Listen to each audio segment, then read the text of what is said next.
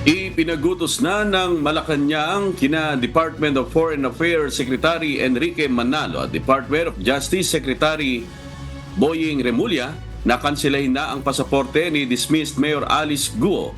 Bukod sa pinatalsik na opisyal, pinakakansila rin ang passport ng mga kapatid nito na sina Wesley Lialgo at Sheila Lialgo, gayon din si Catherine Cassandra Leong na authorized representative ng Pogo na ni-raid ng mga otoridad sa Porac, Pampanga. Matatandaang sinabi ni Senator Risa Ontiveros na nakalabas na ng bansa si Go noon pang isang buwan at kinumpirma ito ng Presidential Anti-Organized Crime Commission at Bureau of Immigration.